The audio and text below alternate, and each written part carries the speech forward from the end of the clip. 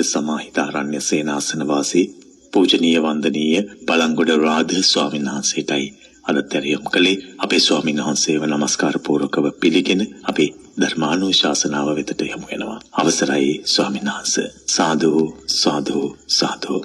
සමන්ත චක්කවාලේසු අත්‍රා ගච්ඡන්තු දේවතා සද්ධම්මං මුනි රාජස්ස සුනන්තු සග්ග මොක්ඛදම් ධම්මස්සවන කාලෝ අයං භදන්තා ධම්මස්සවන කාලෝ අයං භදන්තා ධම්මස්සවන කාලෝ අයං භදන්තා සුවිසුද්ධ සීලේසු සින්ධූපමස්ස සමාධි ධම්මේසු පඨවි සමස්ස අනන්ත ඥානේසු ගගනූපමස්ස නමාමි සිරසා සිරිගෝතමස්ස පිරිසිදු සිල් කන්ද සමුදුර සේමා නිසල සමාධිය මිහිකත සේමා අනන්ත ඥානය අහසක් සේමා සිරිපා අභියස පිනිපා වේවා මෝහන්ධකාරේසු සූර්යෝපමස්ස සංසාර සෝතේසු සේතුපමස්ස දෝසප්පවාහේසු මේඝූපමස්ස නමාමි සිරසා ධම්මාමතස්ස මොහන්දුර සිඳලන ලාහිරු සේමා සසර දියඹ මැද පහුරක් සේමා කෙලෙස් කිලොටු හල වැස්සක් සේමා සදහම් රුවනට පිනිපා වේවා පටිපත්ති සාරේසු සම්මාටිතස්ස උජුභූත මග්ගේසු යානාගතස්ස කුසලේසු ධම්මේසු කෙත්තූපමස්ස නමාමි සිරසා සුගතෝ රසස්ස පිළිවෙත් සරුවෙයි සුවඳක් සේමා දම් රස දනවයි මිහිරක් සේමා පින් ගංග ගලනා නිම්නය සේමා මහා සංඝ රුවනට පිනිපා වේවා සාධු සාධු සාධු නමෝ තස්ස භගවතු අරහතෝ සම්මා සම්බුද්දස්ස නමෝ තස්ස භගවතු අරහතෝ සම්මා සම්බුද්දස්ස නමෝ තස්ස භගවතු අරහතෝ සම්මා සම්බුද්දස්ස තස්මාතියතේ ගහපති එවං සික්ඛිතම්බං ආතුරකායස්ස මේ සතෝ චිත්තං අනාතුරං භවිස්සති ති එවං හිතේ ගහපති සික්ඛිතම්බන්ති තී. ශ්‍රද්ධාවන්ත පින්වතුනි, තුන් ලෝකයක් අනන්ත ගුණ සුවඳින් සනහාලෝ මහා ගෞතම බුදුරජාණන් වහන්සේගේ විරාගී හදවතේ පහළ වෙලා මහනිල් මල් සුවඳ විහිදෙන ශ්‍රී මුඛ පද්මය විවර වෙලා සුදෝ සුදු බුදුරැස් ධාරාවන් දසත නැගෙද්දී මේ සත්ව වර්ගයා වෙත පතල කරුණාවෙන් වදාහල මිහිරි බණපදයක් අසන්නටයි හැමදෙනාම මේ අවස්ථාව ලබා ගන්නේ. කාටත් ඉමහත් සැනසිලි හිමිවන හෝරාවක් මෙලෙසින් ඔබේ ජීවිතයට උදාපත් වුණා. එනිසාම ශාන්ත හදවතකින් දැවුන නිවුන සිත් පරම්පරාවකින් මේ උතුම් අමා දහම් ගෞරවයෙන් ශ්‍රවණය කරන්නට මා ඔබට ආරාධනා කරනවා. බුදුරජාණන් වහන්සේගේ මහ කරුණාවේ මහිමය හදවතට දැනෙන බුදුගුණයේ මිහිර හදවතින්ම විඳගන්න ලැබෙන ඊතා සොඳුරු හෝරාවක් අද මෙලෙසින් ඔබට ජීවිතේ මුණ ගැහුණා. සිත්නෙත් අසපුව මේ මිහිරි දහම් ඔබට කියා දෙන උතුම් සදහම් වැඩසටහනක්. ඉතින් අද දවසේ මේ මිහිරි ධර්ම දේශනාව ධර්ම දානයක් ලෙස ලබා දීම පිණිස බැතිබර දායකත්වයේ දරමින් කටයුතු කරන්නේ පින්වත් ඉනෝකා කළුආරච්චි මහත්මිය. බොහොම ශ්‍රද්ධාවෙන් පින්බර අරමුණු හදවතේ තබාගෙන මේ මිහිරි උතුම් ධර්ම දානයේ ආනිසංස බලයෙන් එතුමියගේ බලාපොරොත්තු පුරපස මෝරණ සඳ මඩලක්සේ ඉෂ්ට සිද්ධ වේවා කියලා අපි පළමු කොට ආශිර්වාද කරමින් ප්‍රාර්ථනා කරනවා. අනන්ත සත්වයන් වෙත මහා කරුණාවෙන් බුදුරජාණන් වහන්සේ පිහිට වුණා. ඒ පිහිට උනේ ශ්‍රී සද්ධර්මය දේශනා කරලා. ඒ වගේම 45 අවුරුද්දක් ගම් නියම් ගම් රාජධානි සිසාරා පිණ්ඩපාති වැඩම කරලා ඒ සදහම් අමා මෙහෙවර තුලදී දෙවි මිනිසුන් සහිත ලෝකයේ අප්‍රමාණ පිරිසක් සුවපත් භාවයට පත් කළා. හද సంతාන නිවාලන මధుර අමා දහම් නොමසුරුව වෙහෙස නොබලා ඒ මහා ගෞතම ධර්ම රාජයන් වහන්සේ දේශනා කොට වදාලා. අදත් ඔබට ඇහෙන්නේ ඒ අමා ධර්මයයි.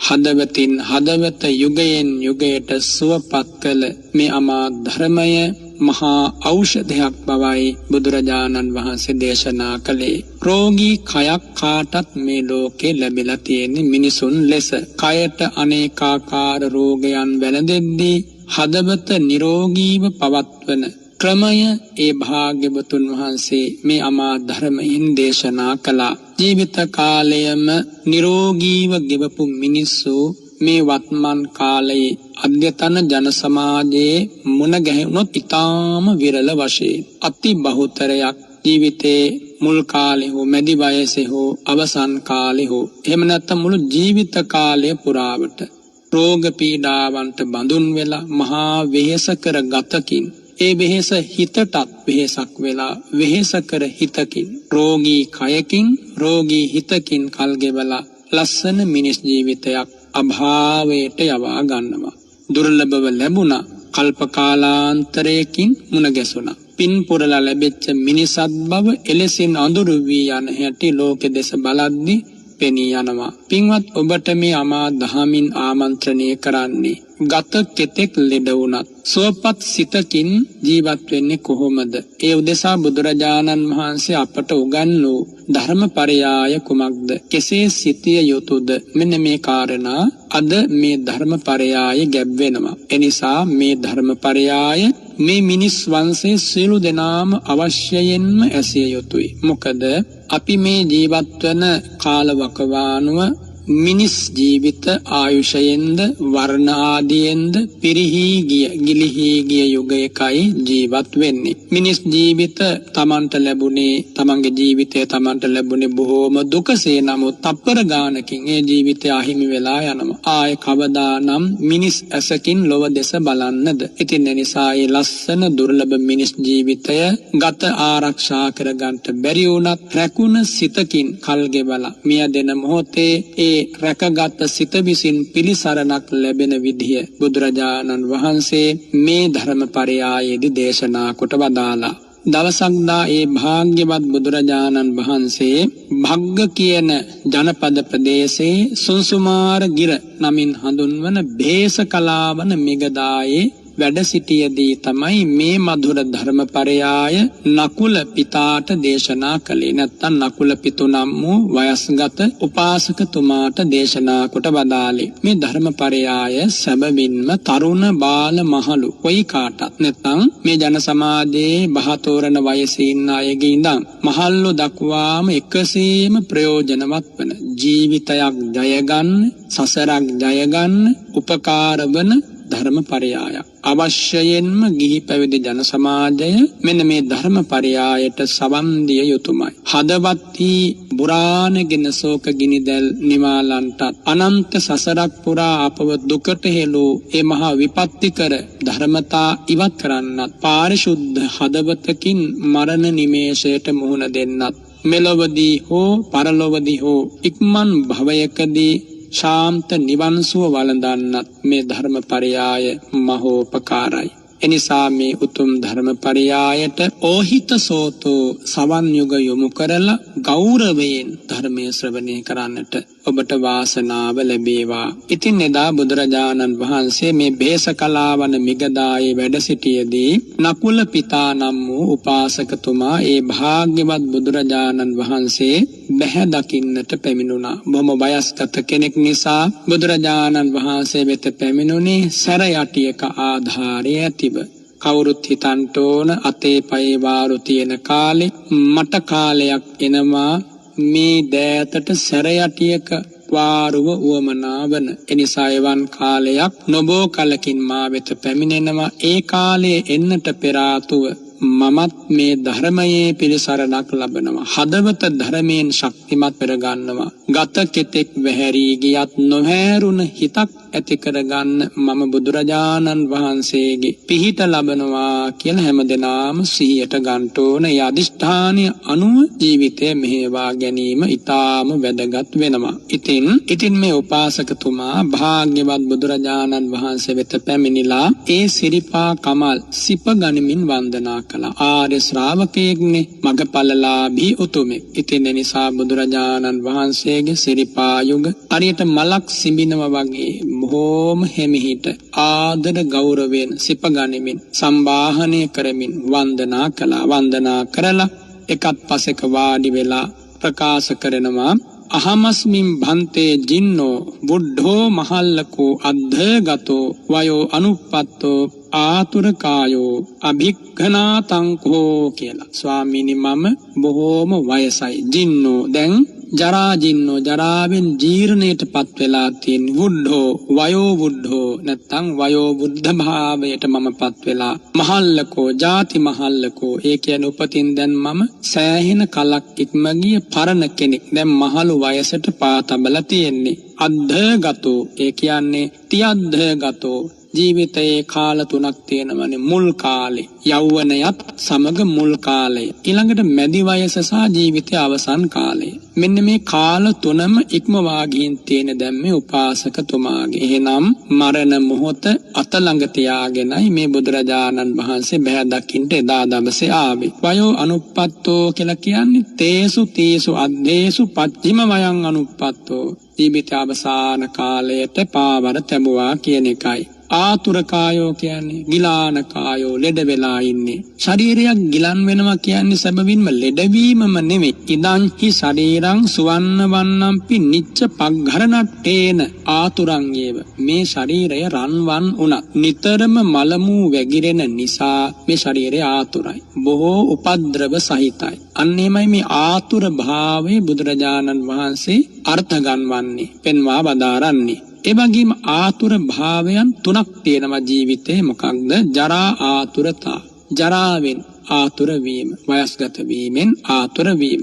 ව්‍යාධාතුරතා, ව්‍යාධියෙන් නැත්තම් රෝග පීඩාවෙන් ආතුර භාවයට පත්වීම සහ මරණාතුරතා, මරණයෙන් ආතුර භාවයට පත්වීම කියලා. එතකොට මෙන්න මේ ආතුර භාවයන්ට සියලු සත්වයෝ, සියලු මනුෂ්‍ය වර්ගයා ගොදුරු වෙනවාමයි. අභික්කනා තංකෝ කියන්නේ අභින්න රෝගෝ නිරන්තර රෝගෝ. ඒ උපාසකතුමාට ඒ කාලේ නිතර වැළඳෙන රෝග පීඩා තිබුණා. උපාසකතුමාට විතරක් නෙමෙයි අපි කාටත් මේ රෝග පීඩාවන්ට උදේ හවා මුහුණ දෙන්න සිදුවන යුගයක එබඳු ජීවිතයක් අපි මේ පරිහරණය කරන්නේ. ඒ වගේම එතුමා ප්‍රකාශ කරනවා අනිත්‍ය දස්සාවී කෝ පනහම් භන්තේ භගවතෝ මනෝ භාවනීයානංච භික්ඛූණං. ස්වාමීනි මට දැන් භාග්‍යවතුන් වහන්සේ ඒ වගේම මන වඩන මනෝ භාවනීය භික්ෂූන් වහන්සේලා නිතර දකින්න ලැබෙන්නේ නැහැ. පුළුවන් කාලේ මේ උපාසකතුමා නිතර භාග්‍යවතුන් වහන්සේ බහැ දකින්ට ආවා. ඇවිල්ලා බුදු සිරිපා වන්දනා කළා, දන්පැන් පූජා කළා, බුදුරජාණන් වහන්සේ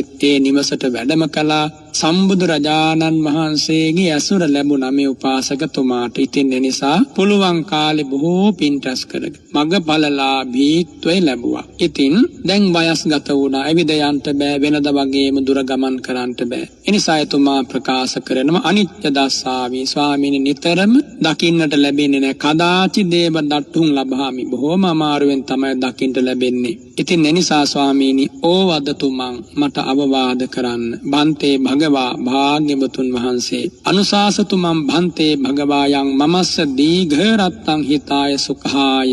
ස්වාමීනි මට බොහෝ කලක් හිතසුව සලසා දෙන දහම් අනුශාසනාවක් ලබා දෙන සීක්වායි ආරාධනා කළා. බුදුරජාණන් වහන්සේට ඒ තරම්ම ලෙන්ගතුයි මේ නකුල පිතා උපාසකතුමා. ඒකට හේතුවක් තියෙනවා. හේතුව තමයි මේ උපාසකතුමා පෙර ජාතීන්හි අපේ භාග්‍යවත් බුදුරජාණන් වහන්සේ බෝධි සත්ව අවදීයේදී ආත්ම භාව 500ක් තාත්තා වෙලා භාග්‍යවතුන් වහන්සේට උපකාර කරලා තියෙනවා. ඒ වගේම මේ උපාසකතුමාගේ ස්වාමි දියණිය නැත්නම් භාර්යාව හඳුන්වන්නේ නකුල පිතා උපාසිකාව කියලා. සම්බුද්ධ ශාසනයේ බොහෝම විශ්වාසවන්ත දෙදෙනෙක් භාග්‍යවතුන් වහන්සේට තනතුරකුත් ලැබුණා. විශ්වාසවන්ත බුදුරජාණන් වහන්සේට විශ්වාසවන්ත ගිහි අය අතර අග්‍රයි කියලා. ඉතින් මේ නකුල මාතා නකුල පිතා කියන යුවල 500ක් ආත්ම භාවයන්හි ඒ භාග්‍යවතුන් වහන්සේට මව්පිය වරුන් ලෙස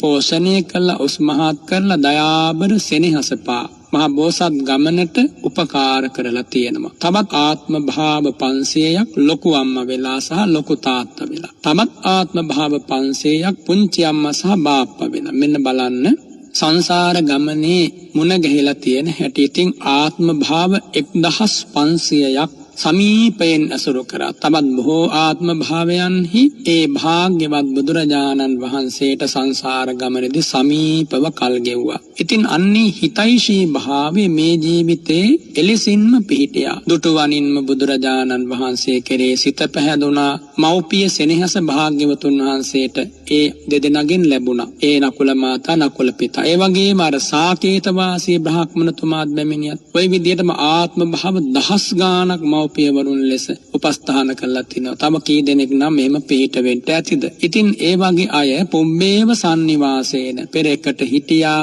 අන්නේ නිසා මුණ ගැහෙනවා. පච්චුප්පන්න හිතේනවා. වත්මන් ජීවිතයේත් මුණ ගැහුණට පස්සේ ඒවන්තං ජායතේ පේමං. අන්න එතකොට හරියට උප්පලංව යතෝදකේ ජලයේ හටගන්නා පස්පියුම් වලට ජලය සමීපයෙන් උපකාර කරනවා වගේ ඒ තරම්ම ප්‍රතිබද්ධ වෙනවා වගේ මේ ජීවිතේ මුණ ගැහුණාම එවන් උදවිය සංසාරේ හොඳින් එකට ආපු අය හරි මිත්‍ර ධර්මයක් ඇති වෙනවා.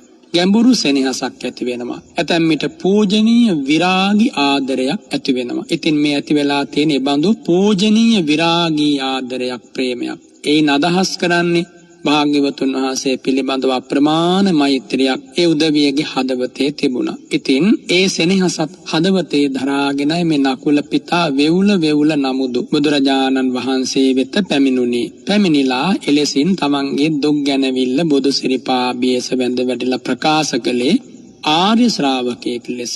එහෙම නැත්නම් මග්ගඵල නොලැබූ පොහොදුන් පුද්ගලයෙකු ලෙස නෙවෙයි. සතුටු සාමීචයේ දෙමින් එහෙම කතා කළා. නමුදු ජීවිත අවබෝධය හොඳට තියෙනවා. ඉතින් බුදුරජාණන් වහන්සේ වදාරනවා ඒව මේතං ගහපති ඒව මේතං ගහපති.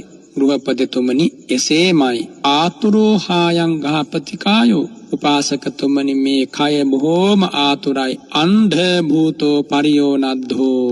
අණ්ඩං විය භූතෝ දුබ්බලෝ. හරියට බිත්තරයක් වගේ බොහොම දුර්වල ස්වභාවයෙන් යුක්තයි. යථා කුක්කුටන්ඩං වා මයූරන්ඩං වා ගෙන්ඩුකං විය ගයත්වා කිපන්තේනවා පහරන්තේනවා නසක්කා කීලිතුම්. බිත්තරයක් අරගෙන දණ්ඩකින් පහර දීලා හරියට පන්දුවකින් ක්‍රීඩා කරනවා වගේ බිත්තරයක් සමග ක්‍රීඩා කරන්නට බැහැනේම ඒව මයම් පිකායෝ කණ්ඨකේපි කානුකේපි පක්ඛලිතස්ස බිජ්ජතිති. මෙන්න මේ ශරීරයත් අන්න ඒ වගේ හරි අමාරුවෙන් තමයි රැක ගන්න තියෙන්නේ. කටු උල් මුල් ඇනිලා වැදිලා ගල් උල් මුල් වලින් පහර කාලා මේ ශරීරේ වහා සීරෙනවා, ලේ ගලනවා, සිදුරු වෙනවා, කැඩෙනවා, තැලෙනවා, බිඳෙනවා. ඕනම මොහොතක ඒ විනාශය ඇති වෙන්නට පුළුවන්. අණ්ඩං විය භූතෝති අණ්ඩ භූතෝ. බිඳුවටයක් වගේ බොහෝම දුර්වලයි මේ ශරීරය. එනිසායි බුදුරජාණන් වහන්සේ වදාළේ අණ්ඩ භූතෝ කියලා. ඔබ හිතලා බලන්න. විදසුන් නුවණ පහළ වෙන දේශනාවක් නෙමේ ශරීරයේ ස්වභාවය. බිත්තරයක් වගේ වහා බිඳෙනවා, පළුදු වෙනවා. බොහොම පරිස්සමින් තියන්න ඕන. හයියෙන් වාඩි වුණත් වේදනාවක් ඇති වෙනවා. හයියෙන් නැගිට්ටත් වේදනාවක් ඇති වෙනවා. තබන පාදයක් වැරදිලා පොළවේ පිහිටියත් පා පෙරලෙනවා, වේදනාවක් ඇති වෙනවා. කන බොන ආහාර පානයක් සී කල්පනාවෙන් අනුභව කළේ නැත්නම් එයත් මහා වෙහෙසකට හේතුවක් වෙනවා. පානය කරන පෑන් පොද පවා අපේ උගුරේ හරස් වෙලා මරණය පවා ලං වෙන්න පුළුවන්. ඒ තරම්ම වෙහෙස කරයි. අපේ තවක මේ අතේ ඇඟිල්ලකින් ඇසක් ඒ වගේම ශරීර අවයවයක් කසන වෙලාවක වැරදිලා නියපොතු පහරක් වැදුනත් බොහෝ අනතුරු සිද්ධ වෙනවා. එනිසා අර බිඳුවටයක් වගේමයි වහා කැඩෙන බිඳෙන ස්වභාවයෙන් යුක්තයි. එවන් ශරීරයක් දරාගෙන තමයි අපි මේ උජාරුවෙන් ලෝකේ ජීවත් වෙන්න උත්සාහවත් වෙන්නේ. ඒක බොහොම ලාමක භාවයක් කියලයි බුදුරජාණන් වහන්සේ දේශනා කළේ. අණ්ඩ භූතෝ පරියෝනද්දෝ සුකුමේන චවිමත්තේන පරියෝනද්දෝ. තාම සියුම් සිවියකින් මේ ශරීරය වැහිලා තියෙන්නේ. අණ්ඩංහි සාර තචේන පරියෝනද්දං තේන දංශමකසාදයෝ නිලී ඉත්වාපි චවින් චින්දිත්වා යූසම් පග්ඝනාපේතුන්න සක්කොන්ති. දැන් අපි ගත්තොත් බිඳුවටයක් නැත්තම් බිත්තරයක්. ඒ බිත්තරේ කටුව තරමක් හයියයි. මැසි මදුරුවන්ට විදලා සාරේ උරා බොන්ට බෑ. හැබැයි මේ ශරීරය මැසි මදුරුවන්ට විදලා ලේ උරා බොන්ට පුළුවන්. ඒ විදිහේ තාම සුකුම චවියකින් සියුම් සමකින් යුක්තයි. ඒ තරම්ම ආතුරයි මේ ශරීරයෙන් පේන්නේ. ඕනම මොහොතක ඕනම කෙනෙකුට මේ පුංචි මැස්සෙකුට පවා අපේ ජීවිතය අහිමි කරන්න පුළුවන්. මදුරුවෙකුට පවා අපේ ජීවිතය අහිමි කරන්න පුළුවන් මට්ටමේ ජීවිතයක් අපට ලැබිලා තියෙන්නේ. ඉතින් බුදුරජාණන් වහන්සේ දේශනා කරනවා යෝහි ගහපති ඉමං කායම් පරිහරන්තෝ මුහුත්තම්පි ආරෝග්‍යම් පටිජානීය. ගෘහපතිතුමනි කවුරුන් නෝ කෙනෙක් මෙන්න මේ බිඳුවටයක් හා සමාන ලුජ්ජන පලුජ්ජනටේන කැඩී බිඳී යන අර්ථයෙන් වහා ගෙවී නැති වී යන මෙවන් ශරීරයක් සාරයි කියලා දකිනවනම්, වටිනවා කියලා දකිනවනම්, එහෙම නැත්නම් මොහොතක් හෝ මම නිරෝගී කෙනෙක් කියලා උදම්මනනවනම් භාග්‍යවතුන් වහන්සේ බදාරනවා කිමඤ්ඤත්‍ර බාල්‍යා මෝඩකම මිසක් වෙන මොකක්ද ඒ ප්‍රකාශය සිද්ධ කරන පුද්ගලයාගේ. එහෙනම් පින්වතුනි මේ ලෝකේ මුළු ජීවිත කාලයම නිරෝගීව හිටපු කෙනෙක් උනත් කිසිදාක යාට කියන්න බෑ මම නිරෝගී කෙනෙක් කියලා. ආතුර භාවය කිව්වහම ජරා ආතුර, ව්‍යාධි ආතුර, මරණ ආතුර කියන තුන් ආකාරයෙන්ම මේ කය ආතුර භාවයටපත් වෙනවා. එවන් ශරීරයක් තමයි අපි හැමදෙනාම මේ දරාගෙන ඉන්නේ. එවන් ශරීරයක් දරාගෙන තමයි බොහෝ සිතුම් පැතුම් බලාපොරොත්තු ගොඩ ගහගෙන නොපෙනෙන අනාගතයක් අරමුණු කරගෙන ඒ නොපෙනෙන අනාගතය තුල මහ විශාල සිහින මාලිගා විශාල ප්‍රමාණයක් ඉදි කරලා ඒ තුලට වෙලා ඇස් නැතිවුන් වගේ, කන් නැතිවුන් වගේ, ඥානයක් නැතිව හැසිරෙනවා. අවසානයේ ඒ ගොඩ නගන සියල්ල වැලි මාලිගාසේ අලු දූවිලි වෙලා යනකොට කඳුලම සමව සරණ වෙනවා. netu වග දැවටෙන්නේ රැඳෙන්නේ කඳුල විතරයි බොහෝ දෙනාගේ අවසානය තුල. ඉතින් එහෙම දුක් විය යුතුද මේ උතුම් මිනිසත් බවක් ලැබුව අපි? බුදු සසුනක උතුම් දායාදේ හිමිකම ලබන්නේ කල්ප ගානකින් සීමිත පිරිසක්. ඒ සීමිත පිරිස වූ අප විසින් කිසිසේත්ම හඬන්න දේවල් එකතු කරගන්න හොඳ නැහැ. අව්‍යාජ හසරැල්ලක් වත යාවන මාවත සම්බුදුරජාණන් වහන්සේගේ මේ ධර්ම මාවත අපි හැමෝට මේ උදෙසා අවස්ථාව දැන් ලැබිලා තියෙනවා. ඒ නිසා ඔබ ශක්තිමත් හදවතකින් ඥානය නුවණ මුහු කරවාගෙන මේ දහම්පද ජීවිතයට එකින් එක ගලප ගන්න. බුදුරජාණන් වහන්සේ දේශනා කරනවා මෙවන් ශරීරයක් තියාගෙන ඉන්න කෙනෙක් නිරෝගීකම ගැන අමුතු ආඩම්බරයකට පත් නොවිය යුතුයි. ලැබිලා තියෙන බාහිර වස්තු ගැන ආඩම්බර නොවිය යුතුයි. අපිට සැබවින්ම ආඩම්බර වෙන්න දෙයක් මේ ලෞකික භූමිය තුල ඇත්තේම නැහැ.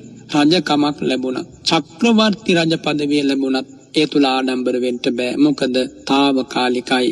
කැඩෙනවා, බිඳෙනවා, අහිමි වෙනවා. පුද්ගලයෙක් සැබවින්ම මේ ලෝකය තුල අව්‍යාජව සතුටකට පත් වෙනවා නම්, අස්වැසිලි ලබනවා නම්, ඒ ලබන්න තියෙන්නේ මග්ගඵල නිවන් සුව ලැබීමෙන්ම පමණයි. සුගතියක ඉපදුනත්, දෙව්පුරයක බ්‍රහ්ම විමානයක ඉපදුනත් පින්වතුනි, ඒ తాවකාලික භාවය සැබවින්ම මහා පීඩාවක් බවට පත් වෙන. විශාල සම්පතක් ලැබිලා අහිමි වෙන්න යනකොට සම්පතේ මහත්වේ යම්සේද, වස්තු මහත්වේ යම්සේද, අන්නේ බඳු දුකක් හදවත කරා පැමිණෙනවා. තින නිසා ජීවත් වන කාල වකවානුවේදී අනවශ්‍ය බැඳීම් ඇති කරගෙන පීඩාවට පත්වෙන්න හිතන්න එපා. අවබෝධයෙන් යුතු ජීවිතයක් ගෙවන්න, කැඩෙන, බිඳෙන, නැසෙන, වෙනසෙන දේ අවබෝධ කරගෙන පරිහරණය කිරීමෙන් සෑහෙන තරමකට දුක් අවසන් කරගෙන, පීඩාවම කරගෙන ජීවත් වෙන්න පුළුවනි. ඉතින් බුදුරජාණන් වහන්සේ නකුල පිතා ගෘහපතිතුමාට වදාරනවා, තස්මා තියතේ ගහපති, එබැවින් ගෘහපතිතුමනි. කුමක් නිසා දෙබැවින් කිව්වේ? මේ ශරීරයේ ඇති ජරා ආතුර භාවය දකින නිසා, ව්‍යාධි ආතුර භාවය, මරණ ආතුර භාවය දකින නිසා, බිඳුවටයක්සේ වහා කැඩෙන බිඳෙන ස්වභාවයෙන් යුක්ත නිසා, ඒවන් සික්කිතබ්බං, මෙන්න මෙහෙම ඔබ හිතන්න, මෙන්න මෙහෙම කල්පනා කරන්න. කොහොමද? ආතුර කායස්ස මේ සතෝ චිත්තං අනාතුරම් භවිස්සතිති. මගේ කය ලෙඩ වෙනවා තමයි. ආතුර වූ කයක් මට තියෙන්නේ. හැබැයි ආතුර කයක් තියෙන මම මගේ සිත අනාතුරව පවත්වනවා. ලෙඩ වෙන කයක් තිබුණත් මට මගේ සිත මම ලෙඩ නොවි පවත්වනවා. කයට ලෙඩ හැදුණත් සිතට ලෙඩ හැදෙන්න නොදී මම පවත්වනවා. තවත් විදියකින් කිව්වොත් ලෙඩ වෙන කයක් නිරෝගී හිතක් මම තබා ගන්නවා. කය ලෙඩ වුණත් හදවතින් නිරෝගීව ඉන්නට මම ඉක්මනවා, පුහුණු වෙනවා කියලා හිතට ගන්න. මෙන්න මේමයි බුදුරජාණන් වහන්සේ දේශනා කළේ. ඒවන් හිතේ ගහපති සික්ඛිතබ්බං, ගෘහපතිතුමනි මෙන්න මෙලෙසින් ඔබ හික්මෙන්න. බලන්න, ගිහි පැවිදි අපි දෙපාර්ශවයටම මේ ඉගැන්වීම මොන තරම්නම් හිතදායකද? ඔබේ ශරීර කූඩුවට කී වාරයක් ලෙඩ හැදුනද? කී වාරයක් පීඩා ආවද? ආපු වාර ටිකට වැඩි වාර ගානක් මේ මොහොතෙන් මත්තට එන්න නියමිතයි. අපි යම් ආතුර භාවයකින් කායික පීඩාවකට පත් වුණා නම් ඊට වඩා වැඩි පීඩාවක් හෙට දවසේ ඔබ මා වෙත පැමිණෙනවා. මොකද මේ ශරීරය මොහොතින් මොහොත යන්නේ ජරාව දෙසට, වයස්ගත භාවයට, මරණයටයි සමීප වෙන්නේ. පබ්බාර පවංක දශකයයි ජීවිතේ දැන් පැමිණෙන්නේ. එනිසා අපි කාටත් හිතන්න දෙයක් තියෙනවා. ජීවත් වෙච්ච කාලයට සාපේක්ෂව අපි ජීවත් වුණොත් යම් කාල පරිච්ඡේදයක්, ඒ කාලේ බොහෝ පීඩා බලාපොරොත්තු විය යුතුයි. බොහෝ දුක් බලාපොරොත්තු විය යුතුයි. බොහෝ කායික මානසික දෙදරීම් බලාපොරොත්තු විය යුතුයි. ඒක තමයි ජීවිතයේ ස්වභාවය. එහෙනම් ආවට වඩා ඉස්සරහා ගමනේදී තව බොහෝ දේවල් වලට මුහුණ දෙන්න සිද්ධ වෙනවා. හැඬුවට වඩා හඬන්න වෙනවා. වින්දට වඩා දුක් ගිනි විඳින්න වෙනවා. එහෙනම් ඒ දුක් ගිනි පීඩා නැති කර ගන්න තියෙන එකම දෙයයි මේ තථාගත ධර්මයේ පමණයි. ඉතින් ඒ නිසා පින්වතුනි, බුදුරජාණන් වහන්සේ නකුල පිතාට ලබා දීපු අවවාදය මොන තරම්නම් වටිනවද? ගෘහපතිතුමනි, කය ලෙඩ වුණත්, වෙවුල මා වෙත ආවත්, දැන් ජීවිතේ සැඳෑ සමය ලැබුණත් කමක් නැහැ. ඔබේ ගත දැන් වැහැරී ගිහිලා අවසන්, යෞවනය අහිමි වෙලා, අතේ පයේ වාරු ගිලිහිලා, සැරයටියක ආධාරයෙන් ඔබ ආවේ. ඒ වුණත් ගෘහපතිතුමනි, මෙන්න මේ ධර්මයේ තුලින් ඔබ ඔබේ හදවත අස්වැසිලි ගන්වා ගන්න, හදවත ශක්තිමත් කරගන්න, නිරෝගීව කල් ගෙවන්න පුළුවන් ඔබට සිතින්. අන්නේ උදෙසා මම ධර්මයේ ඔබට දේශනා කළා කියලා බුදුරජාණන් වහන්සේ දේශනා කළා. කාගෙත් කය ලෙඩ වෙනවා නම්, ඒ වළක්ව ගන්නත් බැරි නම්, අවිචින්න ධර්මතාවයක් නම්, අවියෝජනීය ස්වභාවයක් නම්, අවිජහිත ස්වභාවයක් නම් මේ ව්‍යාධිය, රෝගය, පීඩාකාරී ගතක ඒ ස්වභාවයෙන් අත මිදෙන්නට බැයි නම්, බෙහෙතෙන් හේතෙන් බතබුලතින් යම් බඳු නගා සිටුවීමක් කරන්නට පුළුවන්. නමුත් සහ මුලින්ම මේ తත්වය අපට මකා දමන්ට බෑ මේ ජීවිතේ. නම් කරන්න තියෙන එකම දේ තමයි ඒ අවබෝධ කරගන්නවා මේ ශරීරේ ලෙඩ වෙන එක. මේ ශරීරේ දුකට අයිති ධර්මතාවයක්, රූප ගොඩක් මෙතන තියෙනවා. එහා බැඳී ගිය නාම පරම්පරාවක් තියෙනවා. මේවා අයිතිවන්නේ දුකටයි, කැඩෙන බෙදෙන ලෝකයටයි, ලෞකිකත්වයටයි. මේ කැඩෙන බෙදෙන රූප නාම ධර්මතා සමුදාය එලෙසින්ම මම අවබෝධ කරගෙන ඒ පිළිබඳව ඇල්ම ගැල්ම යම් පමණකට හෝ අවම කරගෙන කල් ගෙවනවා. හිතින් නිරෝගී වීම පිණිස බුදුරජාණන් වහන්සේ මා කෙරෙහි අනුකම්පාවෙන් උගන්වා වදාළ දහම් පරයාය මම මගේ ජීවිතයට ගලප ගන්නවා. ආන්නේම හිතන්ට පුළුවන් නම් එයා මේ ලෝකේ හොඳ හිතක් ඇතිව ජීවත් වන කෙනෙක්. ඉතින් ඒ නිසා භාග්‍යවත් බුදුරජාණන් වහන්සේ නකුල පිතා ගෘහපතිතුමාට ඒ මහ කරුණාවෙන් එලෙසින් දහම් දේශනා කළා. ඉතින් මේ බණ කතාව ඇහෙනකොට නකුල පිතා ගෘහපතිතුමාගේ හදවත ආනන්දයෙන් පිරී ගියා. පුදුම ජවයක් හදවතට ලැබුණා. මහා ගෞතම මා මුනි රජුන් මගේ පුත්‍රවන, එහෙමයි හිතුවේ, මගේ පුත්‍රවන මට අමෘතයෙන් අභිෂේක කළා කියලා. අප්‍රමාණ සතුටකින් බුදු සිරිපා වන්දනා කරලා නැගිටලා භාග්‍යවතුන් වහන්සේ වටේ වෙවුල ප්‍රදක්ෂිනා කළා. ප්‍රදක්ෂිනා කළේ බුදු ගුණ කියා රහං වත සම්බුද්ධෝ ස්වාක්ඛාතෝ ධම්මවරෝ සුපටිපන්නෝ මහා සංඝෝ. මෙන්න මේ විදියට බුදු ගුණ, ධම් ගුණ, සංඝ ගුණ කියා බුදුරජාණන් වහන්සේ වටේ ප්‍රදක්ෂිනා කරලා සාරිපුත්ත ධම්සෙනෙවි මහෝත්තමයන් වහන්සේ වෙත ගමන් කළා. වෙවුලා ගමන් කළේ. ඉතින් සාරිපුත්ත ස්වාමින් වහන්සේ හොඳින්ම හඳුනන බොහොම සමීප කෙනෙක් තමයි මේ සම්බුද්ධ ශාසනයේ මේ නකුල පිතා ගෘහපතිතුමාට. ඉතින් එනිසා සාරිපුත්ත ස්වාමින් වහන්සේ ළඟටත් ගිහිල්ලා වන්දනා කරලා ඒ සිරිපා සිප වැළඳ ගනිමින් ඒ ආදර ගෞරවය ප්‍රකාශ කළා. භාග්‍යවතුන් වහන්සේ ඊළඟට සරියුත් මහ මුගලන් උතුමෝ ආනන්ද ස්වාමින් වහන්සේ මේ උත්තමයෝ බොහෝම සමීපයි ඒ කාලේ හිටපු උපාසක උපාසිකාවන්ට. එනිසා බුදුරජාණන් වහන්සේට වන්දනා කරලා ඉන් අනතුරු අග්‍ර ශ්‍රාවකතුමන්ට වන්දනා කරලා ආනන්ද ස්වාමින් වහන්සේට මහා කාශ්‍යප රහතන් වහන්සේට වන්දනා කරලා ඉතින් ඒ විදියට ඒ මනෝභාවනීය මහා ශ්‍රාවකතුමන් වහන්සේලාට දුටු මානි වන්දනා කරනවා. ඒ සමූහයම නැත්තම් ඒ භාග්‍යවතුන් වහන්සේ ඇතුළු ඒ ශ්‍රාවක සමුළුවම සංසාර ගමනේ එකටම පාරමී පුරපු පිරිසක්නේ. දැන් මේ නකුල මාතා, නකුල පිතා ආත්ම භාව දහස් ගණන් මව්පිය සෙනෙහසින් බෝසතාණන් වහන්සේ සමග පාරමී පිරුවනේ. ඉතින් අනිත් ශ්‍රාවකවරුත් එහෙමයි. සැබවින්ම ඔබද මාද මේ සංසාර ගමනේ ගෞතම භාග්‍යවතුන් වහන්සේ පාරමී පුරන බෝධිසත්ව භූමියේදී බොහෝ වාරවල මුණ ගැහෙන්නට ඇති. ඒ මහා බෝසතාණන් වහන්සේගේ කරුණාව එදත් අපිට ලැබෙන්නට ඇති. ඒ සෙනෙහස මෛත්‍රිය එදත් ලැබෙන්නට ඇති. අපි බොහෝම ගෞරවයෙන් උතුමන් වහන්සේ පෛරුපාසනය කරන්නට ඇති. එනිසා තමයි දුකසේ අවබෝධ කළ මේ අමාදහම් අපටත් අද ඇසීමේ භාග්‍ය වාසනාව ලැබුණේ. ඒ කාරණේම නෙමෙයි කියලා මේ ලෝකේ කාටවත් කියන්න බෑ.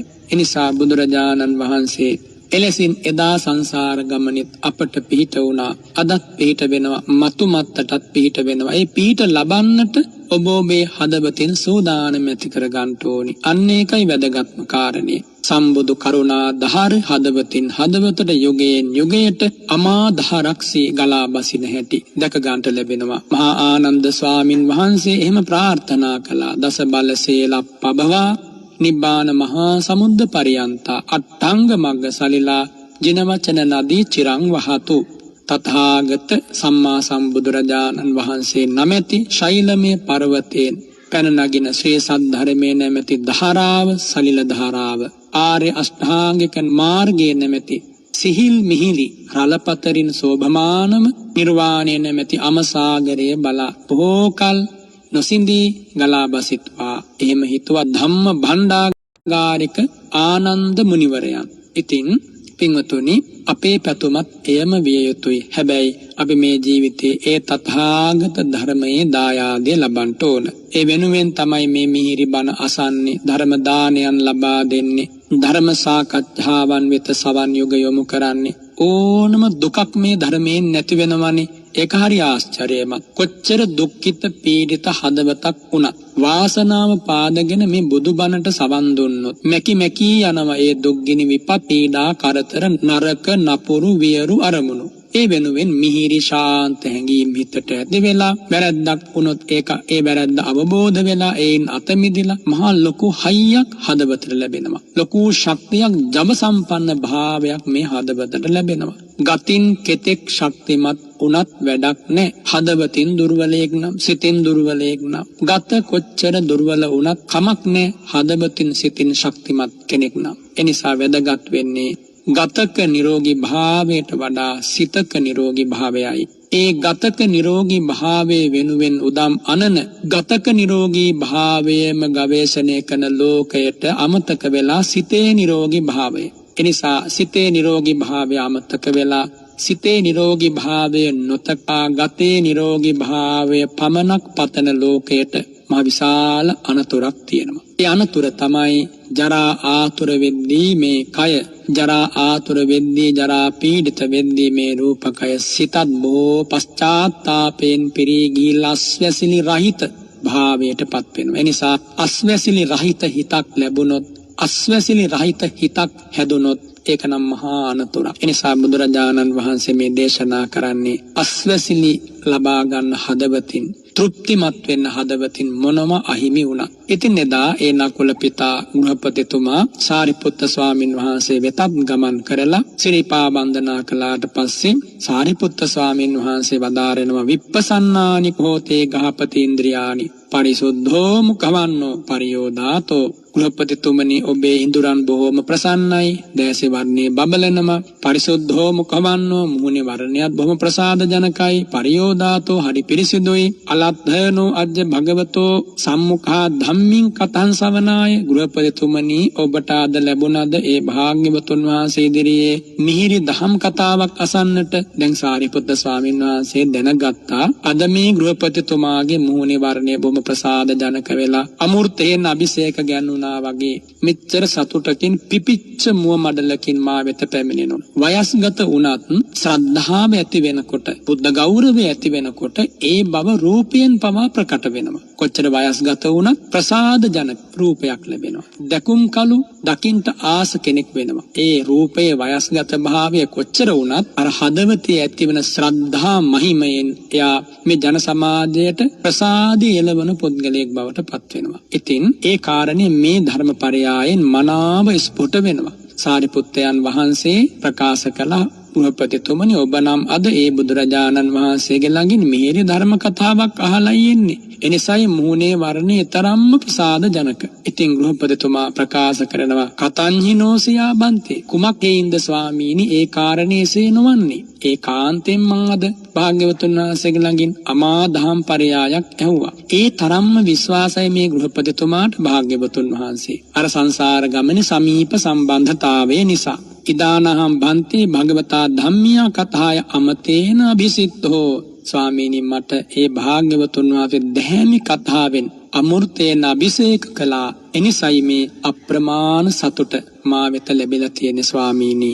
බුදුරජාණන් වහන්සේගෙන් තනතුරක් ලැබූ මේ උපාසකතුමාට භාග්‍යවතුන් වහන්සේ තරම් මේ ජීවිතයේ විශ්වාසවන්ත වෙන කිසිම කෙනෙක් මුණ ගැහිලා නැහැ. ඉතින් සඳහන් කරනවා දියඩ්ඩ අත්ත භාව සහස්සං තේසං ඒව හත්තේ වඩ්ඩිතෝ ආත්ම භාව 1500ක් අප මහා බෝසතාණන් වහන්සේ මේ නකුල මාතා නකුල පිතා දෙදෙනාගේ දෑතේ වැඩුණා කියලා. අන්නේ කාරණේ නිසාම තේ යං නේව පුතසන පිතු සන්තිකේ කතේතුන් සක්කාතං සත්භූ සන්තිකේ නිසින්නා කතෙන්. තමන්ගේ අම්මට තමන්ගේ තාත්තට කියන්න බැරි දේවල් ඇවිල්ලා බුදුරජාණන් වහන්සේ ළඟ කියනවලු. කවුද මේ නකුල මාතා නකුල පිතා දෙදෙනා? තමන්ගේ අම්මා තාත්තට වඩා ඒ භාග්‍යවතුන් වහන්සේ සමීපයි. සංසාර ගමනක ගෞරවනීය මුණ ගැසීමේ බලන්න පිවිතුරු අවසානයේ සිද්ධ වෙන හැටි. භාග්‍යවතුන් වහන්සේ තනතුරක් ලබා දුන්නානේ ඒ තදක්කම් භික්කවේ මම ශාවකානං උපාසකානං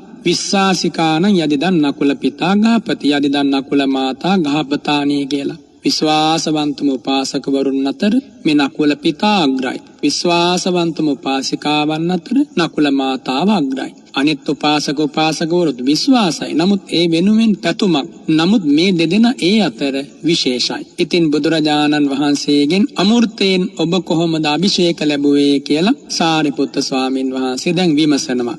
යථා කතම් පනතුං ගහපති භගවතා ධම්මියා කතාය අමතේන අභිසිට්ඨෝ කොහොමද අමෘතයෙන් අභිෂේක ලැබුවේ බුදුරජාණන් වහන්සේගේ සිරිපාසෙවනේ. ඉතින් සිදුවෙච්ච සියලු සිදුවීම් නකුල පිතා සාරිපුත්ත ස්වාමින් වහන්සේට ප්‍රකාශ කළා. ඉතින් සාරිපුත්ත ස්වාමින් වහන්සේ ඒ සියල්ල අහගෙන ඉඳලා වදාරනවා නහිපනතං ගහපති පටිභාසි භගවන්තං උත්තරින් පටිපුච්චිතුං ගෘහපතිතුමනි ඔබට හිතුනේ නැද්ද භාග්‍යවතුන් වහන්සේ එහෙම දේශනා කළාම කොහොමද කය රෝගී වුණත් මම සිතින් නිරෝගීව ඉන්නවා කියලා හික්මෙන්න. එහෙමනේ බුදුරජාණන් වහන්සේ වදාළේ. එහෙම දේශනා කළාට පස්සේ කිත්තාවතානුකෝ භන්තේ ආතුරකායෝ චේව හෝති ආතුර චිත්තෝච කිතාවතාච පන ආතුරකායෝ හි කෝ හෝති නොච ආතුර චිත්තෝ. මෙන්න මෙහෙම විමසන්න ඔබට හිතුනේ නැද්ද? ස්වාමීනි භාග්‍යවතුන් වහන්සේ කොපමණකින් ආතුර කායක් ආතුර චිත්තයක් වේද? කොපමණකින් ආතුර කයක් අනාතුර චිත්තයක් වේද? මේ ප්‍රශ්නේ ඔබ ඇහුවේ නැද්ද? ස්වාමීනි කයත් ලෙඩ වෙලා හිතත් ලෙඩ වෙන්නේ කොහොමද? ස්වාමීනි කය ලෙඩ වුණත් හිතින් ලෙඩ නොවි ඉන්නේ කොහොමද කියලා ඇහුවේ නැද්ද? අන්නේ වෙලාවේ මේ නකුල පිතා ගෘහපතිතුමා ප්‍රකාශ කරනවා දූරතෝපි කොමයම් බන්තේ ආගත්තේයාම. ස්වාමිනී ඕන තරම් දුර ඉඳන් මම එන්න ලෑස්ති සාරිපුත්තයන් වහන්සේ මට ඒ සඳහා පිළිතුරු ලබා දෙන්න. මට වැටහුනේ නෑනේ ඒ කාරණේ භාග්‍යවතුන් වහන්සේගෙන් අහන්න. ඒ සිරිමුව මඩල දැක්කට පස්සේ මధుර ආමන්ත්‍රණය සවනත වැකුණට පස්සේ සුදෝ සුදු බුදුරැස් ධාරා මතු වෙනකොට මහානෙල් මල් සුවඳ දැනෙන්න ගත්තාම මගේ හදවතට බුදු ගුණයේ සුවය දැනුණා. ඉතින් මට ප්‍රශ්න අහන්න හිතුනේ නෑ ස්වාමීනි. එපමණකින්ම මම තෘප්තිමත් වුණා. නමුත් සාරිපුත්තයන් වහන්සේ මට ඒ කාරණේ විග්‍රහ විවරණය කරලා අනුකම්පාවෙන් කියා දෙන්න අන්න එහෙම ඉල්ලීමක් කළා. සාරිපුත්ත ස්වාමින් වහන්සේ බදාරනවා තේනහි ගහපති සුනාහි සාධුකං මනසිකරෝහි. එහෙනම් ගෘහපතිතුමනි අසන්න හොඳයි, ගෞරවයෙන් මනාව මෙනෙහි කරන්ට හොඳයි. ඉද ගහපති අසුතවා පුදුජ්ජනෝ අරියාණං අදස්සාවි ආර්ය ධම්මස්සකෝ විදෝ ආර්ය ධම්මේ අවිනීතෝ. ගෘහපතිතුමනි මේ ලෝකේ ඉන්නවා අසෘතවක් පුදුජ්ජන කෙනෙක් තථාගත ධර්මයේ ඇහුවේ නැති, ඒ තථාගත ධර්මයේ හික්මෙන්නේ නැති, ඒ ආර්ය ධර්මයේ මනාව වුණු නොවිච්ච, ඒ කියන්නේ මග්ගඵල නොලාභී මග්ගඵල නොලැබූ අනාර්යෝ මේ ලෝකේ ඉන්නවා. අන්නේ අය මෙන්න මෙහෙම හිතනවා. රූපං අත්තතෝ සමනුපස්සති. රූපය තමන්ගේ ජීවිතය ආත්මය ලෙස දකිනවා. ඒ ආත්මීය සංකල්පය තදීය භාරතීය ජන සමාජයේ මිනිසුන්ගේ හිත්වල තදින්ම කාවැදී තිබුණ අදහසක්නේ ආත්ම සංකල්පය, ආත්මීය අදහස්. මගේ ජීවිතය මම කියලා ස්වභාවයක් තියෙනවා. භවයෙන් භවයට වෙනස් නොවී යන එහෙම ආත්මීය ස්වභාවයක් තියෙනවා කියන ඔන්න ඔය මතවාදෙ ඒ කාලේ හරි ප්‍රචලිතයි. ඉතින් මේ මතවාදී බුදුරජාණන් වහන්සේ මේ අමා ධර්මයේ තුලින් අසාර නිස්සාර එකක් බව පෙන්වා වදාලා. එනිසා භාග්‍යවතුන් වහන්සේගේ ධර්මයේ තුල අනිත්‍ය වූ දුක්ඛ වූ අනාත්ම වූ සංඛාර ධර්මයන්ගේ යථාව ස්වභාවය ශ්‍රාවකයාටම අවබෝධ වෙන්න ඉඩ හැරලා ධර්මයේ දේශනා කරනවා, මඟ පෙන්වීම සිද්ධ කරනවා. ඉතින් මේ සාරිපුත්ත ස්වාමීන් වහන්සේ වදාරනවා ගෘහපතිතුමනි මග්ගඵල නොලැබූ අනාර්යයෝ රූපය තමන්ගේ ආත්මය කියලා දකිනවා. රූපවත්ව පවතින්නේ ආත්මයයි කියලා දකිනවා. තමා කෙරෙහි නැත්නම් රූපය කෙරෙහි ආත්මය පිහිටා පවතිනවා කියලා දකිනවා. එහෙම නැත්නම් ආත්මය කෙරෙහි රූපය බැසගෙන තියෙනවා කියලා ඔය ආකාර හතරකින් රූපය පිළිබඳව සක්කාය දිට්ඨිය වඩනවා. ආන්න එහෙම කෙනෙක් රූපය ගැන ওই විදිහට මගේ කියලා කල්පනා කර සිටියේදී තං රූපං විපරිණමති අඤ්ඤතා හෝති. රූපේ විපරිණාමයටපත් වන ජරා ව්‍යාධි මරණ ආතුර භාවයටපත් වෙනකොට තස්ස රූප විපරිණාමඤ්ඤතා භාවා uppajjanti ශෝක පරිදේව දුක්ඛ දෝමන සුපායාස. අන්න සිද්ධවනදී අර රූපය කැඩෙද්දී බිඳෙද්දී තලෙද්දී විපරිණාමයටපත් වෙද්දී ශෝකේ දුක පරිදේවය සංතාසය සංතාපය හට ගන්නවා. ඇයි ඒ රූපය මම කියලා හිතුවා, රූපය මගේ කියලා හිතුවා, රූපය මගේ ආත්මයයි කියලා හිතුවන්න.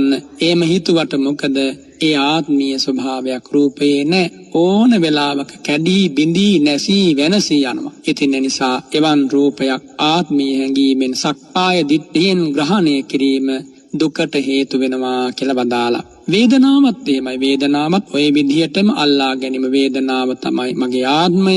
මේ ආත්මය තමයි වේදනාව. වේදනාවේ තමයි ආත්මය බැසගෙන තිබෙන්නේ. ආත්මයේ තමයි වේදනාව බැසගෙන තිබෙන්නේ කියලා ඒ වේදනාවක් සැප දුක් උපේක්ෂා වේදනාවක් මමය කියලා ග්‍රහණය කරනවා. සක්කාය දිට්ඨියෙන් පරාමර්ශණය කරනවා. එහෙම වුණත් දැන් අපි හිතමුකෝ යම් වස්තුවක් නිසා යම් පුද්ගලයෙකුට සැප වේදනාවක් ලැබෙනවා.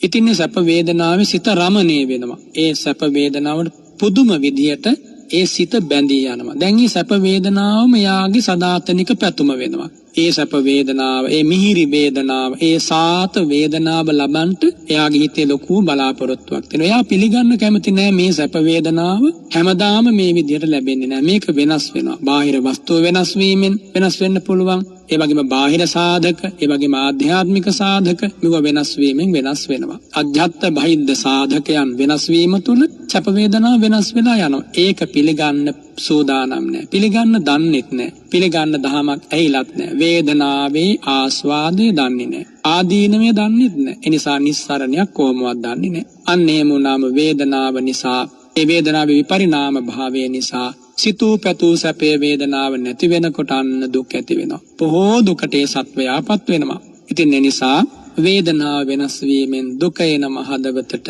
ඊළඟට සංඥාව. අපි නොයේක් දේ හඳුනා ගන්නවා. අපි බොහෝ දේවල් ප්‍රියමනාප රූප, ශබ්ද, ගන්ධ, රස, ස්පර්ශ ලෙස හඳුනා ගන්නවා. ඒ වගේම බාහිර පුද්ගලයන් හඳුනා ගන්න, මගේ කියලා කොටසක් හඳුනා ගන්නවා. මේ හඳුනා ගන්න සවිඥානික අවිඥානික ධර්මතා. ඒ හඳුනාගත්තට මේක මෙහෙමයි මේක මෙහෙමයි කියලා ඒ හඳුනා ගැනීම වෙනස් වෙනවා කාලයක් යද්දී. ලස්සනයි කියලා හඳුනාගත්ත දේ, මගේ කියලා හඳුනාගත්ත දේ, මගේ වශයෙන් පවතිනවා කියලා හඳුනාගත්ත දේ අවලස්සන වෙනවා. Tamanට අයිති නොවි යනවා. Tamanගේ වශයෙන් ගිලිහිලා යනවා. එතකොට ඒ සංඥාව වෙනස් වෙනවා. වෙනස් වෙද්දී මොකද වෙන්නේ? සංඥාව මගේ ආත්මය කියලා ගත්ත. මගේ ආත්මය තුළ තමයි සංඥාව බැසගෙන තියෙන්නේ. සංඥාවත් වෙලා තියෙන්නේ ආත්මයයි. මේ විදියට සංඥාව පිළිබඳව සක්කාය දිට්ඨිය වඩපු උදවියට මහා පීඩාවක්, දුකක්, විපරිණාමයක් හදවතේ ඇති වෙනවා. දරා ගන්න බැරි දුකක්. සංස්කාර පිළිබඳවත් එහෙමයි. අනේ සංස්කාර ස්කන්ධය පිළිබඳවත් මම මගේ කියලා පරාමර්ශණය කරගෙන ඉන්නකම්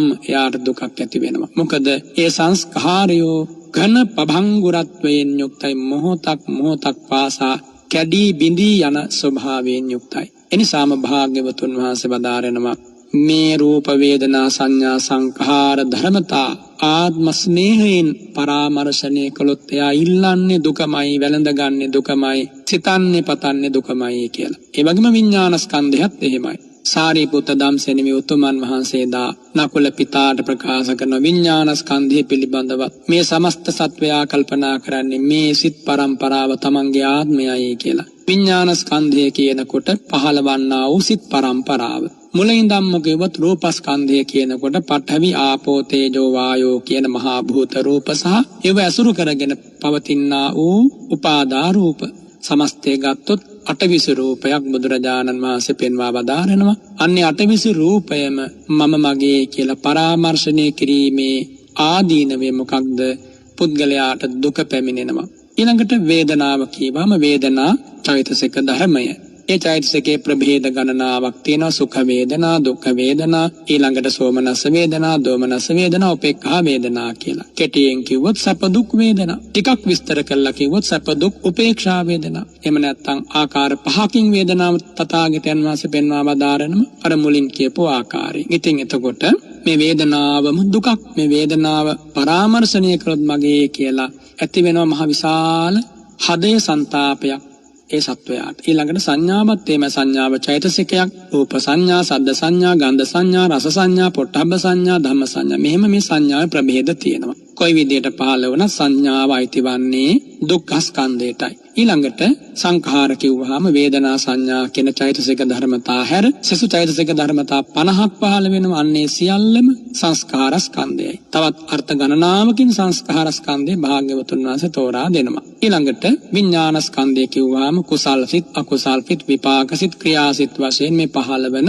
සිත් පරම්පරාව. රුකාමාවචර සිත්, රූපාවචර සිත්, අරූපාවචර සිත්, ලෝකෝත්තර සිත්. සංක්ෂිප්ත ක්‍රමයෙන් ගත්තොත් ආකාර 89කින්, මධ්‍යම පොඩු ක්‍රමයෙන් ගත්තොත් ආකාර 121කින්, විස්තාර ක්‍රමයෙන් ගත්තොත් අනන්ත ණය සමන්නාගත. ඉතින් මේ පහළවන්නා වූ සිත් පරම්පරාවම මම නොවේ මගේ කියලා අල්ලන්න පුළුවන් තැනක් නෙමෙයි. මගේ ආත්මය කියලා ආත්ම ස්නේහයෙන් බැඳී යුතු තැනක් නෙමෙයි. ඉතින් මේ කාරණය මෙහෙම තේරුම් නැත්තම් මොකද වෙන්නේ? රූප වේදනා සංඥා සංඛාර විඥාන කියන පංච උපාදානස්කන්ධය ආත්ම ස්නේහයෙන් පරාමර්ශණය කරන අන්න සක්කාය දිට්ඨිය වඩන වාරයට යා දිනු කරන්නේ දුකයි. වැඩෙන වාරයට සක්කාය දිට්ඨිය දුකමයි බහුල වෙන්නේ. ඉතින් සාරිපුත්තයන් වහන්සේ ලෙසින් ප්‍රකාශ කළා ගෘහපතිතුමනි අසෘතවත් පුතුග්ජන කෙනා මෙන්න මේ ආදීනමේ ලබනවා මේ පංච උපාදානස්කන්ධ සංඛ්‍යාත ජීවිතේ විශේෂයි. අන්න යාගේ ගතත් ලෙඩ වෙලා හිතත් ලෙඩ වෙලා කිව්වා. සක්කාය දිට්ඨිය වඩනවා නම් එයාගේ හිතත් ලෙඩ වෙනවා. ඇයි දැන් එහෙම වෙන්නේ? මේ පංච උපාදානස්කන්ධය ගැන මෙහෙම කල්පනා කරනකොට මම මගේ ආත්මය කියලා එයාගේ හිතේ වැඩෙන්නේ රාගයයි. වැඩෙන්නේ ද්වේෂයයි, වැඩෙන්නේ මෝහයයි. එහෙනම් යම් තැනක රාග, ද්වේෂ, මෝහ වැඩෙනවා නම් ඒ සිත ආතුර සිතක්. අන්න ලෙඩ වෙච්ච සිතක ලක්ෂණය සක්කාය දිට්ඨිය රාග, ද්වේෂ, මෝහ බහුල කිරීම. තවත් විදියකින් කිව්වොත් බහුලව අකුසල් සිත් පහළ වීම. ලෝභ මූල චිත්තෝත්පාදයන් පහළ වෙන්නේ ආතුර සිතක, රෝගී සිතක. ද්වේෂ මූල චිත්තෝත්පාදයන් පහළ වෙන්නේ ආතුර සිතක, රෝගී සිතක. මෝහ මූල චිත්තෝත්පාදයන් පහළ වෙන්නේ එබඳු ආතුර සිතක. ඉතින් යම් අකුසල චිත්තෝත්පාදයක් හදවතේ පහළ වේ නම් වහාම කල්පනා කරන්න මෙන්න මගේ සිත රෝගී තත්වයකටපත් වුණා. මෙන්න මගේ සිත ලෙඩ වුණා. මේ ලෙඩ වෙච්ච සිත මට බොහෝම අනතුරුගෙන දෙනවා. ලෙඩ වෙච්ච සිතක් බාහිර ඖෂධයකින් සුවපත් කරන්නට බෑ. ධර්මයේ නැමැති ඖෂධයෙන් පමණයි ඒ සිත සුවපත් කරන්නට පුළුවන්. බුදුරජාණන් වහන්සේ වදාලා ධම්මෝ සදහ සමන්නත්ති තං වෝ පිබත භික්ඛවෝ. ධර්මය හා සමාන ඖෂධයක් නැහැනේ. ඒ ඖෂධය මහණෙනි ප්‍රාණය කරන්න. එහෙනම් මම වහාම මේ ධර්මයේ නැමැති ඖෂධය පානය කරන්න ඕන. එහෙම හිතලා ඒ ධර්මාෞෂධය පානය කරනවා. කොහොමද? තමන්ගේ රූපය අනිත්‍ය වශයෙන්, දුක් වශයෙන්, අනාත්ම වශයෙන් බලනවා. අන්න වේදනා සංඥා සංඛාර විඥානස්කන්ධය එලෙසින්ම බලනවා. අනිත්‍ය වශයෙන් බලනවා කියන්නේ මෙනෙහි කරනවා. අනිත්‍ය වශයෙන් මෙනෙහි කරන්නේ ඒ අනිත්‍ය ස්වභාවයේ සත් නිසා. දුක්ඛ ස්වභාවය, දුක්ඛදායක භාවය සත්‍යයක් නිසා. අනාත්ම භාවය සත්‍යයක් නිසා. එහෙනම් අනිත්‍ය දුක්ඛ අනාත්ම භාවය සත්‍යයක්. ඒ සත්‍යයට හදවත විවර කරනවා. ආන්න දුක් නැති වෙන තැන, පීඩා නැති වෙන තැන, ආන රෝගී වුණත් කය හදවත නිරෝගී වන තැන. බුදුරජාණන් වහන්සේ ඒ දහමයි මේ ලෝකෙට දේශනා කළේ පින්වතුනි. ඉතින් සාරිපුත්තයන් වහන්සේ නකුල පිතා ගෘහපතිතුමාට වදාලා ගෘහපතිතුමනි ආර්ය ශ්‍රාවකයා මගපලලාභී උතුමා ශ්‍රුතවත් වූ ධර්මයේ විනේ හික්මෙන්නා මේ රූපේ මගේ කියලා කියන්නේ නෑ. ඔහු රූපය අවබෝධ කළා. වේදනා සංඥා සංඛාර විඥාන මම මගේ ආත්මය කියලා පරාමර්ශණය කරන්නේ නැහැ. විසිවැදෑරුම් සක්කාය දෘෂ්ටිය ඔහු ප්‍රහාණය කළා. රූපස්කන්ධය සම්බන්ධයෙන් ආකාර 4කිනුත් සසු ස්කන්ධයන් සම්බන්ධයෙන්ද එලෙසින්ම පහළ වෙනවා. විසි ආකාරයකින් සක්කාය දිට්ඨිය. මේ සක්කාය දිට්ඨිය ප්‍රහීන කළ ආර්ය ශ්‍රාවකයාටත් ලෙඩ රෝග හැදෙනවා තමයි. කය ලෙඩ වෙනවා තමයි. ගිලන් වෙනවා තමයි. හැබැයි එයාගේ සිත සුවපත් සිතක්, සිත නිරෝගී, සිත බොහෝම කර්මන්‍යයි, සිත බොහොම ප්‍රභාස්වරයි. සිතේ දුකක් නැහැ. මක් නිසාදයක්?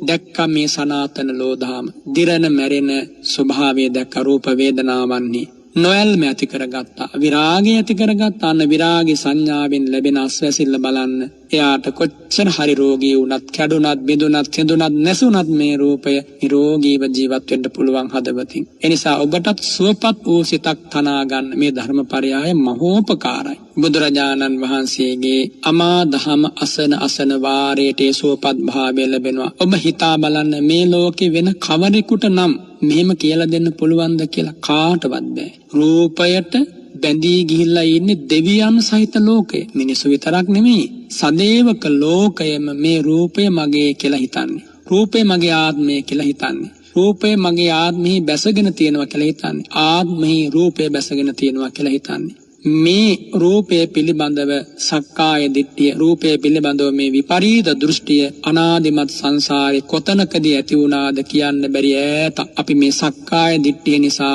විනාශයට වෙහෙසටපත් වුණා. කෙනෙක් නිරේ වැටෙන්නේ ඇයි? සක්කාය දිට්ඨිය නිසා. කෙනෙක් තිරිසන් වෙන්නේ ඇයි? සක්කාය දිට්ඨිය නිසා. කෙනෙක් දුකට විපතට පත් වෙන්නේ සක්කාය දිට්ඨිය නිසා. කෙනෙක් සංසාරේ නැවත නැවත ඉපිද ගමන් කරන්නේ ඇයි? සක්කාය දිට්ඨිය නිසා. එහෙනම් සක්කාය දිට්ඨිය නැතිවීමෙන්මයි සෝතාපන්න ආර්ය ශ්‍රාවකයෙක් වෙන්නේ. සක්කාය දිට්ඨිය කියන්නේ රූපාදී ස්කන්ධයන් පිළිබඳව පහළවන්නා වූ මමය, මගේය, මගේ ආත්මයයි කියන හැඟීම. බොහොම ගැඹුරු විස්තීර්ණ පළල් දෘෂ්ටියක් මේ සක්කාය දිට්ඨිය නැති කරන්න පුළුවන් බුදුබණට විතරයි. නැති කරන්න පුළුවන් බුදුවණින් පමණයි. නැති කරන්න පුළුවන් ධර්මරාජයන් වහන්සේට පමණයි. වෙන මේ ලෝකෙ කිසිම දෙවියෙකුට සක්කාය දිට්ඨිය තමන්ගේම ඥාණයෙන් නැති කරන්න බෑ. ස්වයම්භූ ඥාණයෙන් නැති කරනවා නම් ඒ පසේ බුදුරජාණන් වහන්සේ නමක්. ඒත් පෙර සංසාර ගමනේ බුදුරජාණන් වහන්සේලාගේ අසුරේ ධර්මයේ පුහුණු කළ පාරමිතා පිරුවායින් අනතුරුයි. එනිසා තුන් ලෝකෙට පහළ වන බුදුරජාණන් වහන්සේලා සත්ව වංශයේ වෙලා පවතින බිහිසුණුම ප්‍රශ්නය වෙන නපුරුම අනතුර වෙන ඒ වගේම ඊටාම ගැඹුරු නරකම ආතුර භාවයේ වෙන සක්කාය දිට්ඨිය දුරු කරලා ලෝකෙට සක්කාය දිට්ඨියෙන් අත මිදෙන පාර කියා දුන්නා. කැඩෙන බිඳෙන ජීවිතේ කැඩී බිඳී යන හැටි අවබෝධ කරන්න මඟ කියා දුන්නා. හඬන වැළපෙන ලෝකයට නොහඬා නොවැළපී අස්වැසිලි ගන්න දහමින් අනුශාසනා කළ පුදුමාකාර මහ කරුණාවක් සම්බුදු කරුණාව. පුදුමාකාර මහ මුදිතාවක් සම්බුදු මුදිතාව. ඉතින් මේ මහ කරුණාවයි මහ මුදිතාවයි ලැබුම් ගත් හදවතේ මහ ප්‍රඥාව පහළ වෙනකොට ලොවක් සුවපත් වුණා. ඒ සුවපත් වූ ලෝකයයි බුදුරජාණන් වහන්සේගේ සිව්වණක් පිරිස අනන්ත සක්වල පැතිර විසිර වැඩ සිටින ආර්යයන් වහන්සේලා බුදුරජාණන් වහන්සේගේ ශ්‍රාවකවරු. ඒ ශ්‍රාවකත්වයේ ආරම්භයේ සෝතාපන්න වීම. එන්මි පිටති සරණේ පිහිටලා බුදුරජාණන් වහන්සේගේ සරණේ රැකෙන්න ඕන. ඒ සනාතන සුවයට පාන ගන්න පියවර තබන්ට. ඒ නිසා සෝතාපන්න ආර්ය ශ්‍රාවකයන් වහන්සේ නමක් වුණොත් අන්නිතෙන්දි සකාය දිට්ඨිය ප්‍රහාණය වෙලා මානසික ආතුර භාවය දුර වෙනවා. එතනින් මෙහා ඉන්න සෑම කෙනෙක්ම කායිකවද ආතුරයි, මානසිකවද ආතුරයි. එනිසා කායිකව ආතුර උවද මානසිකව ආතුර නොවන්නට ආර්ය භාවෝපගමනය සඳහා මේ ධර්මපරයාය ඔබටත් මහෝපකාර වේවා කියලා මම ආශිර්වාද කරනවා. පින්වතුනි, එදා සාරිපුත්තයන් වහන්සේ මේ කරුණ කියා දුන්නා නකුල පිතාට. නකුල පිතා මේව අවබෝධ කළා. මාර්ගඵලලාභීත්වයෙන් සැනසීම ලැබුවා. ඉතින් ඔබත් මාත් පත්ව ඇති මේ සංසාර දුක නිමා කර ගැනීමේ බලාපොරොත්තුවෙන් අපි මේ ධර්මයට සවන් දෙන්නේ. ගෞරවයෙන් බුදුරජාණන් වහන්සේගේ සරණ ලැබුවේ, පිහිට ලැබුවේ, බුදුගුණ අසන්නේ, බුදුගුණ දෙසන්නේ, ඒ අනුව සිත යොමු කරන්නේ හදවතේ නිරෝගී භාවය උදෙසා. නිරෝගී හිතක් හදාගන්න තාම කවුරුවත් ප්‍රමාද නැහැ. ඉතුරු වෙලා තියෙන එක දවසක් වුණත් ඒ දවසේ නිරෝගී හදවතකින් ජීවත් වෙන්න. ඒ උදෙසා රාගයෙන් වෙන් වෙන්න, ද්වේෂ මෝහ මදමානෙන් වෙන් වෙන්න. කොටින්ම කිව්වොත් හැම පෞසිතුවිල්ලකින්ම වෙන් වෙන්න. අන්න ඔබට නිරෝගී සිතක් හැදෙනවා. හැම පින්සිතුවිල්ලක්ම උපරිමයෙන් උපදවා ගන්න බලන්න. ඒ නිරෝගී හිත ප්‍රභාස්වර වෙනවා. ඉතින් මේ උදෙසා වාසනා මහිමය මේ උතුම් උදාර ධර්ම ශ්‍රවණානිසංස බලයෙන්ම සැලසේවායි මම මහා සංඝරත්නයේ වෙනුවෙන් ප්‍රාර්ථනා කරනවා, ආශිර්වාද කරනවා. අද සිටනෙත් අසපුවෙන් මේ මිහිරි ධර්මපරයාය ධර්ම දානයක් ලෙස ඔබට ලබා දුන්නේ පින්වත් ඉනෝකා කළුආරච්චි මහත්මිය සම්බෝධි ආශ්‍රමයේ වැඩ වාසය කරන ඒ පින්වත් කෝලිත ස්වාමින් වහන්සේ ඇතුළු සීල ස්වාමින් වහන්සේලාට නිදුක් නිරෝගී සුව ප්‍රාර්ථනා කිරීමේ පින්බර අරමුණක් සිතේ තබාගෙන, ඒ වගේම අනුලාවති කිරින්දේ ආරච්චි මව්තුමිය ඇතුළු පවුලේ සහෝදර සහෝදරියන් දූ දරුවන් සුජීවත්ව සිටින සියලු දෙනාටම නිරෝගී භාවය, විශේෂයෙන් මානසික නිරෝගී භාවය ප්‍රාර්ථනා කරමින්, නමින් මිය පරලෝසපත් හැම දෙනාටම පුණ්‍යානුමෝදනා කරමින් මේ මිහිරි ධර්ම දානය අද ලබා දුන්න පින්බර පැතුම් මේ උදාර පින්බලයෙන් ඉටු වේවායි මම මහ සංඝරත්නය වෙනුවෙන් පුණ්‍යානුමෝදනාව සිද්ධ කරනවා. ආකාසට්ඨා ච බුම්මට්ඨා දේවා නාග මහිද්దికා පුඤ්ඤන්තං අනුමෝදිත්වා චිරං රක්ඛන්තු සම්බුද්ධ ශාසනං ඉදං වෝ ඥාතිනං හෝතු සුඛිතා හොන්තු ඥාතයෝ එත්තාවතා ච අම්මේහි සම්භතං පුඤ්ඤ සම්පදං සම්මේ සත්තා අනුමෝදන්තු සබ්බ සම්පත්ති සිද්ධියා. ධර්ම ශ්‍රවණානිසංස බලයෙන් හැම හදවතක්ම නිරෝගී වේවා. ඉරිදා සිට්නෙත් අසපුව ධර්මානුශාසනාව නිමාවට පත් වුණේ. අපට ඉතා වැදගත් දේශනාවකුයි ශ්‍රවණය කරන්නට හැකියාවක් ලැබුණේ. අපි ධර්ම සාකච්ඡාවේදී තවත් මේ ආශ්‍රිත කාරණා සාකච්ඡා කරමු. විශේෂයෙන්ම අපට කතා කළ යුතු බොහෝ වටින කාරණා ධර්මදේශනාවේදී අපේ ස්වාමීන් වහන්සේ අපට ලං කළා. ඒ ඇසුරේම ධර්ම සාකච්ඡාවේදී අපට තවත් ඔබට වටිනා වූ දායාදයක් ලෙසින් ධර්ම සාකච්ඡාවේ බොහෝ වටිනා කාරණා ඉස්මතු කරන්නට පුළුවන්. ඒ නිසා හිත ලෙඩ කරගන්නේ නැතුව, ගත ලෙඩ කරගන්නේ නැතුව ඉන්න විදිය බුද්ධ දේශනාවට අනුව අපි ස්වාමීන් වහන්සේගෙන් අපි දැනගනිමු. විරාමයකට යන්නට සූදානම් වෙන මොහොතේ මා ඔබට ආරාධනා කරන මෙවර නිත් කටින මහා පුණ්‍යෝත්සවය දිනියාය ශ්‍රී පුෂ්පාරාම විහාරස්ථානයේ සිදු කරන්නේ. එහි පරිස්කාර බාර ගන්නට කැමති පින්වතුන්ට ආරාධනා කරනවා. ඒ පින්කමට දායක වෙන්නට කැමති පින්වතුන්ට අපි ආරාධනා කරනවා. 0774151 දුරකථන අංකයට කතා කරන්න. ඔබත් අපත් සමග එක් වෙලා එදාවස් ආරාධනා කරලා ඇසලපුර පසළොස්වක පොහොය දවසේ මේ කටින මහෝත්සවය වෙනුවෙන් සූදානම් වුණේ. ඒ අතරත අපි දින වකවානු ඉදිරියේදී සිහිපත් කරන්න කටින මහා පින්කම් පැවැත්වෙන දිනේ ඊට සමගාමී ඔබට හැමදේම අවස්ථාව ලබා දෙන්න ගෞරවනීය මහා සංඝරුවනට දන් පැන් පිළිගන්වන්නට පරිස්කාර පූජා කරන්නට තිබෙන අවස්ථාව උදාපත් කරගන්නට මේ දුරකථන අංකයට කතා කරන්න 07741515272. ඒ වගේම මේ පුෂ්පාරාම විහාරස්ථානයේ ධර්මශාලා ගොඩනැගිලි වහලේ ප්‍රතිසංස්කරණ කටයුතු සිදු වෙනවා. ඒ වෙනුවෙන් උද්දායක වෙන්න අපි ඔබට ආරාධනා කරනවා. ඒ පිළිබඳ විස්තර දැනගන්න 076 988 1741 076 988 1741 දුරකථන අංකය විවෘතයි. අපේ පූජනීය වන්දනීය බලංගොඩ රාධ ස්වාමීන් වහන්සේට නිදුක් නිරෝගී චිරජීවනීය ධර්මාවබෝධය ප්‍රාර්ථනා කරමින් අපි කෙටි විරාමයක් ලබනවා. සිටින තසපුවෙන්